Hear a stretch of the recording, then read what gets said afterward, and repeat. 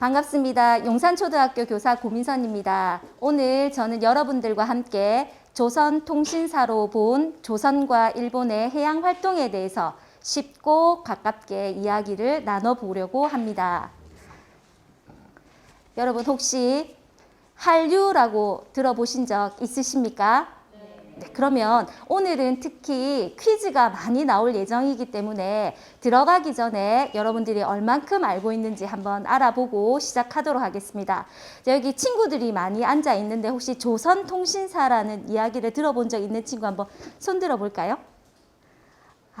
내리고 그러면 저는 조선통신사라는 이야기를 오늘 처음 들었어요 하는 친구 한번 손 들어볼까요?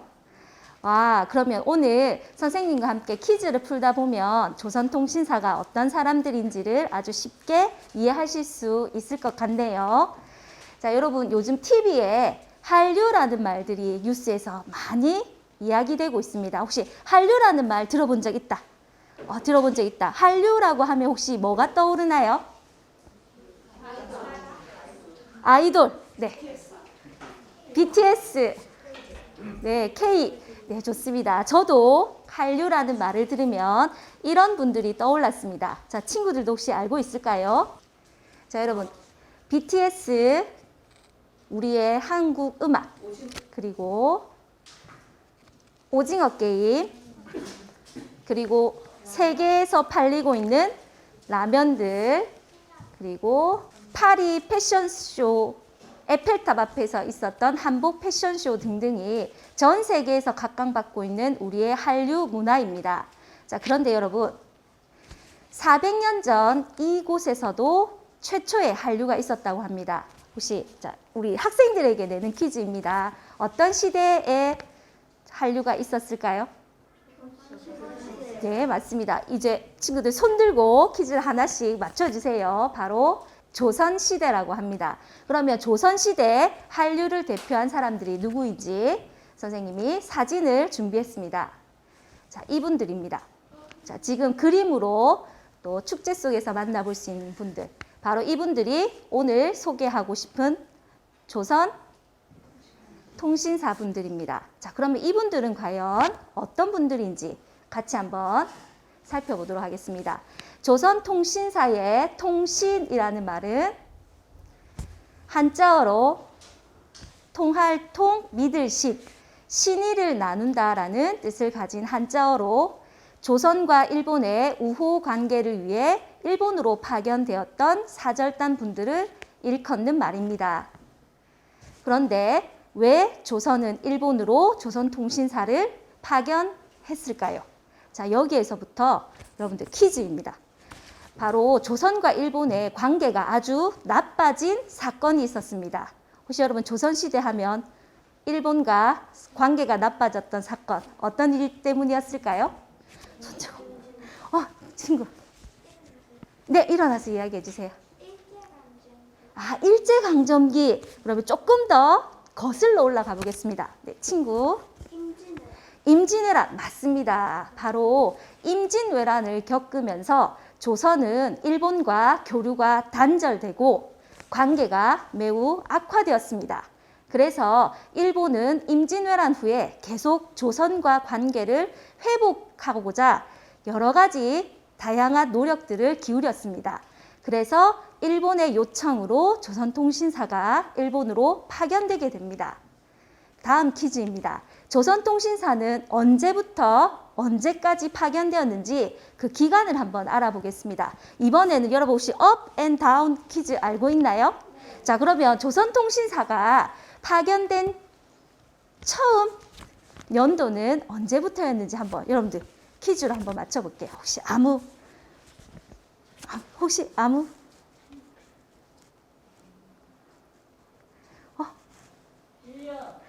1년? 1600년? 네, 좋습니다. 처음 시작이 거의 근소하게 가깝게 되었기 때문에 바로 1607년부터라고 합니다. 그러면 언제까지 파견되었을까요? 친구. 1900년에서 다운. 친구. 1800년. 거의 가깝기 때문에 선생님이 정답을 오픈하도록 하겠습니다. 약 1811년까지 200년 정도 파견이 되었다고 합니다. 그러면 조선통신사들은 언제 일본으로 파견되었을까요?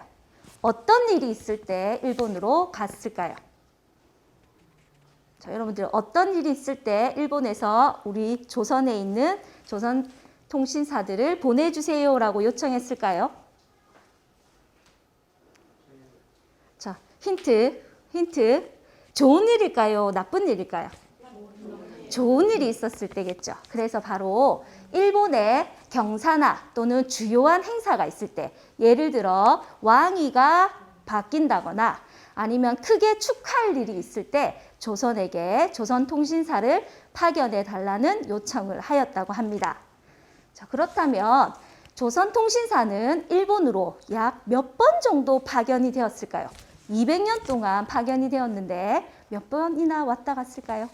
친구. 100번. 이번에 업, 다운으로 한번 해보겠습니다. 다운. 친구. 50번 다운. 친구. 500번 다운. 더 많이 다운 해보겠습니다. 네, 친구. 30번 다운. 더 다운. 친구. 25 다운. 자, 뒤에 있는 친구. 5번 업. 친구. 10번. 조금만 더 업 해볼까요? 조금만 더. 자, 친구. 15번. 조금만 더 다운 해보겠습니다. 여기 앞에 앉은 친구. 13번. 조금만 더 다운 해보겠습니다. 이제 마지막. 뒤에 앉은 우리 노란색 옷 입은 남학생. 몇 번?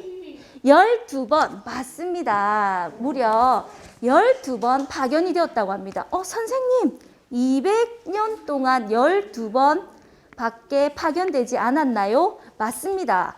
왜 그랬는지 곧 여러분들이 그 이유를 알게 될 겁니다.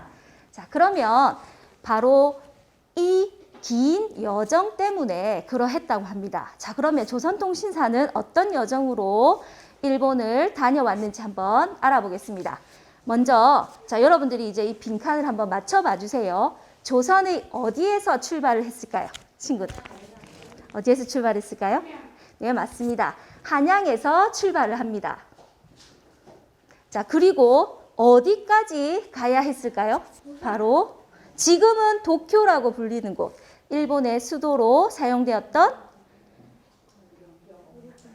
네, 이건 조금 어렵기 때문에 선생님이 알려드리겠습니다. 바로 당시에는 에도라고 불렸던 곳입니다. 그런데 조선통신사의 여정을 보면 빨간색으로 색칠된 곳과 파란색으로 색칠된 곳이 있습니다. 빨간색으로 색칠된 곳은 바로 육로, 걸어서 말을 타고 이동했던 구간이고, 파란색으로 표시된 곳은 바닷길을 통해서 이동했던 여정입니다. 그러면 바닷길이 시작되는 이곳, 바로 여기가 우리가 살고 있는 바로 부산이 되겠습니다. 그래서 당시 조선통신사들은 가장 험난했던 바닷길이 시작되는 이곳 부산이 매우 중요한 거점이었다고 합니다. 자, 그렇다면 조선통신사가 여행한 왕복 에도까지 거쳐서 돌아오는 거리는 약 어느 정도 거리였을까요? 이번에도 업, 다운 퀴즈로 한번 해보겠습니다. 네, 친구. 2000km 업. 네, 친구. 5000km. 조금만 다운 시켜보겠습니다. 네, 이번에 여기 분홍색 옷 입은 친구.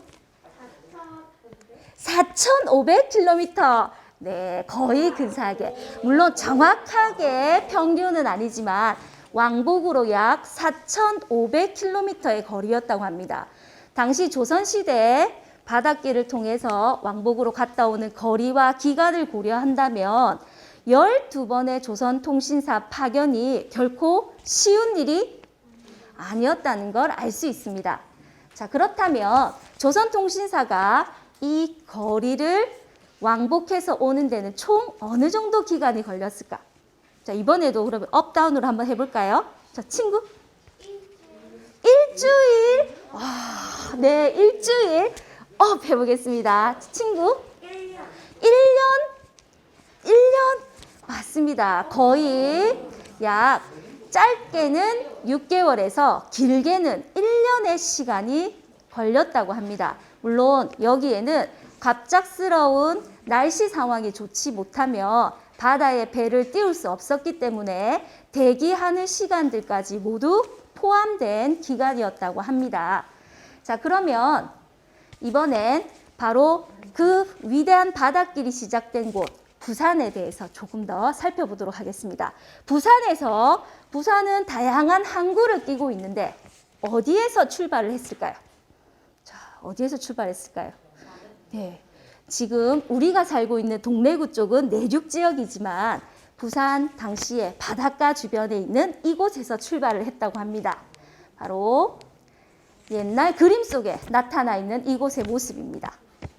보면 바닷가가 가까이 있고 성벽으로 둘러싸인 이곳. 자, 지금 이곳은 사라지고 이곳을 복원한 장면이 지금 부산 동구 조선통신사 역사관 옆에 자리하고 있습니다.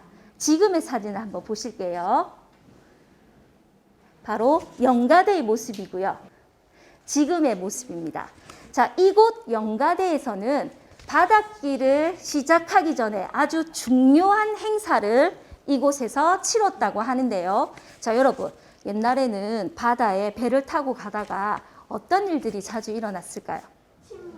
침몰하는. 어떤 일로 침몰을 하게 되는 일이 생겼을까요? 태풍, 파도 또는 바람 등등의 이유로 당시에 긴 바닷길을 여행하는 것은 쉬운 일이 아니었습니다. 자, 그렇다면 여러분 출발하기 전에 무사히 돌아오기를 바라는 마음에서 배가 뒤집히거나 침몰하는 일이 없도록 옛날 조선통신사분들은 어떤 일을 하고 출발하셨을까요? 친구들 맞습니다. 바로 출발하기 전에 이곳 영가대에서 바다의 신께 무사기환을 바라는 제사를 지내고 출발하셨다고 합니다. 제사를 지내면서 좋은 날을 받아서 그날 조선통신사 일행들이 출발을 하게 되는데요. 바로 하늘의 제사를 지내는 해신제가 이곳 영가대에서 이루어졌다고 합니다. 자, 그렇다면 이제 힘차게 바닷길로 한번 나가보겠습니다. 자, 조선통신사들은 배를 타고 이동해야 했습니다. 과거 그림 속에 남아있는 조선통신사 일행이 탔던 여러 종류의 배들 중에 이 그림은 그 중에 정사관선도의 모습입니다. 그런데 지금 이 배가 얼마 전 2017년 조선통신사 기록물이 유네스코 세계기록유산으로 등재가 되면서 1주년을 기념하기 위해서 2018년도에 이렇게 현대의 모습으로 재현이 되었다고 합니다. 바로 이 배를 타고 출발하게 되는데요. 그렇다면 조선통신사 사절단의 모습은 이렇게 유네스코의 기록물로 남길 만큼 다양한 자료들이 남아 있는데 그 중에 일부분의 모습입니다. 자, 지금 여러분 이 그림 속에 나타나 있는 조선통신사 일행 몇 명 정도 되어 보이시나요? 자, 많아 보이죠? 자, 그런데 이 그림은 두루마리처럼 긴 그림들 중에 아주 짧은 일부분에 지나지 않습니다. 그렇다면 조선통신사 일행은 약 몇 명 정도 출발했을까요? 네, 바로 한 번 출발할 때 조선에서만 약 400명에서 500명 정도의 인원이 출발을 했고 실제 일본에 도착했을 때는 일본의 수행 인원까지 합하면 1000명이 넘는 인원들이 한꺼번에 움직였다고 합니다. 한 번에 이렇게 많은 인원들이 움직였으니 전 일본을 걸쳐서 지나가는 길목마다 많은 사람들이 이 모습을 구경하러 밖으로 쏟아져 나올 정도로 아주 인기 있는 행렬이었다고 합니다. 자, 그렇다면 조선통신사는 어떤 분들이 갔었는지 지금부터 이번에도 퀴즈를 통해서 한번 알아보겠습니다. 자, 먼저 조선통신사 구성은 조금 어려운 한자어로 되어 있기 때문에 선생님이 보기를 만들어 보았습니다. 자, 이 중에 여러분들이 한번 잘 추리해서 찾아보세요. 자, 먼저 이분은 조선통신사의 총책임자입니다. 특히 일본 왕에게 전달할 임금님의 국서, 편지를 전달하는 역할을 맡았으며 주변에 있는 가장 인품이 높고 또 경험이 많으며 학식이 풍부한 사람으로 선정이 되었다고 하는데요. 이분을 뭐라고 불렀을까요? 자, 친구들 아무거나 보기에서 한번 친구 종사관 아쉽습니다. 친구 부사 아쉽습니다. 친구 정사 정답입니다. 바로 이분은 가장 총책임자였던 이 부분은 정사라는 분입니다. 자, 그리고 그 다음에 자, 이분은 통역을 담당하고 특히 통역관 시험인 역과에 합격한 분들만 참여할 수 있었으며 훈도 또는 통역관이라고 불렸다고 합니다. 자, 이분은 어떤 역할이었을까요? 이번엔 친구가 한번 맞춰볼게요. 네. 화원. 아깝습니다. 네, 친구. 역관. 맞습니다. 바로 이분은 역관이라는 분이었습니다. 자, 다음으로. 자, 이분은 일행들 중 문화 교류를 담당하는 분으로 특히 문장력, 글 쓰는 능력이 뛰어나고 시를 잘 짓는 분으로 특히 학식과 문장이 뛰어난 사람으로 뽑혀서 갔다고 합니다. 자, 이분은 보기에 어떤 분일까요? 저기 뒤에 있는 친구. 제술관. 한 번에 맞췄습니다. 바로 이분은 제술관이라고 불리는 분이셨습니다. 자, 다음으로. 자, 그림에도 나와 있듯이 이분은 말을 타는 분으로 특히 말 위에서 다양한 재주를 부리는 사람으로 아주 뛰어난 기교 때문에 가장 조선통신사 행렬들 중에 인기 있는 사람들이었다고 합니다. 자, 이분은 어떤 분들일까요? 여기 노란색 옷. 네? 마상제인. 맞습니다. 바로 이분들은 마상제인입니다. 자, 그러면 이번엔 이분들입니다. 자, 특히 행렬단은 그냥 걸어서 가는 게 아니라 항상 풍성한 음악과 함께 이동을 했다고 하는데요. 여러 가지 행렬과 의식, 연회 음악을 담당하고 여러 악기별로 구성된 이분. 저기 제일 뒤에 있는 남학생? 전악. 맞습니다. 바로 전악이라고 불리는 분들이셨습니다. 자, 그러면 이렇게 모인 분들이 바로 조선통신사로 일본의 다양한 우리나라의 글, 또 우리나라의 음악, 우리나라의 마상기예, 또 우리나라의 그림, 우리나라의 유학,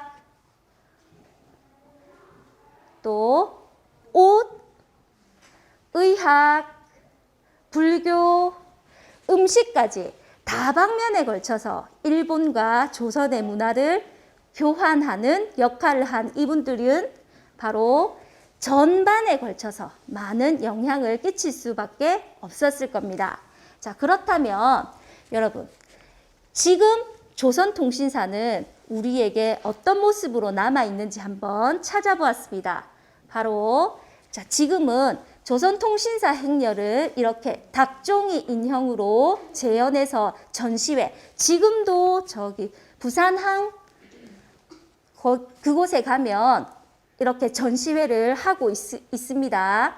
다음으로는 조선통신사선이 재현되었다고 하는데 그 배를 타고 이 재현선을 타고 그때의 앞바다를 돌아보는 승선체험 행사, 또 일본에서는 시모노세키나 오사카 등지에서 조선통신사 축제를 우리나라와 함께 축제를 열고 있으며 이것은 용두산에서 출발하는 조선통신사 축제 행렬의 모습. 지금도 조선통신사는 이렇게 우리 주변에 다양한 모습으로 우리들에게 가까이 있음을 알 수 있습니다. 자, 그렇다면 2022년 만약 여러분들이 일본이나 다른 나라에 우리의 우수한 한류 문화를 소개하는 사람이 되어 본다면, 자, 여러분들은 혹시 외국에 우리나라의 우수한 문화 어떤 것들을 한번 소개해 보고 싶으신가요? 여러분들, 친구. 한글에 대해서 좋습니다. 자, 또 어떤 친구들? 음식. 특히 어떤 음식이? 김치에 대해서 좋습니다. 또 어떤 음식 외에 또 어떤 것들을 여러분 외국에 자랑하고 싶나요? 네. 한복. 아름다운 한복의 모습. 또 어떤 것들을 한번 알려주면 좋을까요? 친구. 문화. 예, 좋습니다. 자, 여러분들, 우리 주변에는 지금 벌써 많은 사람들에게 알려진 오징어 게임과 같은 드라마, 또한 뷰티, 특히 화장품, 자, 그리고 팝, K-팝이라고 들어보셨습니까? 네, K-팝. 그 다음에 K-푸드, 친구가 말했던 김치 뿐만 아니라 다양한 우리의 음식, 그리고 영화. 영화 하면 어떤 게 떠오릅니까? 여러분들 혹시 여러분들은 못 볼 수 있는 이제 기생충 이런 영화 들어봤습니까? 미나리 이런 영화 들어보셨습니까? 네, 친구들은 못 보는 영화지요. 네, 이런 영화. 또 아트, 예술품들, 그리고 패션, 한복, 그리고 우리의 옷, 그 외에 우리의 문화, 소설이나 시와 같은 문학 작품들, 그리고 우리의 의료, 우리나라의 뛰어난 의료 기술들, 이런 것들이 모두 우리 2022년 앞으로 세계에 소개할 우리의 우수한 한국 문화라고 할 수 있겠습니다. 자, 그래서 이제 여기 계시는 너희들, 우리 친구들 모두가 앞으로 새로운 신조선통신사가 되어서 전 세계에 우리나라의 우수성을 많이 알려주시길 바랍니다. 자, 그러면 이것으로 선생님은 조선통신사에 대한 소개를 마치도록 하겠습니다. 감사합니다.